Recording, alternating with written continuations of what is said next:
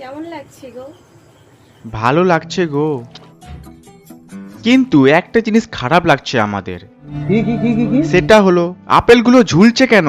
আপেলগুলো দাঁড়িয়ে থাকতে পারে না? তোমাদের কি মতামত তোমরা তা কমেন্ট করে জানাতে পারো।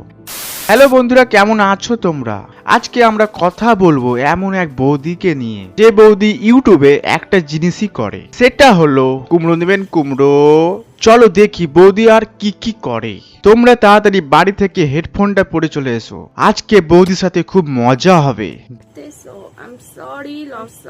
দেখছো বৌদি কেমন করে সরি বলছে? এই সরি শুনে সব ছেলেদের বেরিয়ে যাবে, মানে হাসি।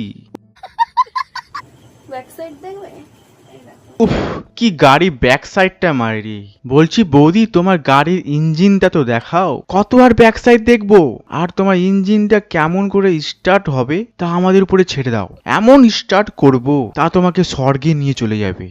আর হ্যাঁ, যারা এই টাইপসের ভিডিও পছন্দ করো তাদেরকে বলছি তোমরা কিন্তু অবশ্যই ভালো ভালো কমেন্টস করবে আমাকে। এটা আবার কোন ধরনের লজিক? তুমি দেখাচ্ছ আপেল আর বলছো ভালো কমেন্ট করতে। বলছি তোমার মাথা ঠিক আছে না? এইসব ভিডিও বানিয়ে তোমার মাথা শেষ হয়ে গেছে। আমার মনে হয় তোমার আপেলটাই নষ্ট হয়ে গেছে। Hello friends, welcome to my Fuchka party চ্যানেলে। আরে বৌদি, তোমার ক্যামেরাটা কোন জায়গায় রেখেছো? ঠিক মতো তোমাকে তো দেখতে পাচ্ছি না, শুধু দেখছি আপেল। বলছি বৌদি, বেশি আপেল দেখাও না, না হলে আপেল পচে যাবে, তখন ওই পচা আপেল আমরা দেখতে পারবো না। ডিশ বানাবো, যেমন একটু গোলা রুটির মতন করবো, ওর মধ্যে সামথিং একটা ডিম দিয়ে দেবো। আর বলছি ডিমের বদলে অন্য কিছু দিয়ে দাও, তাহলে ভালো হবে।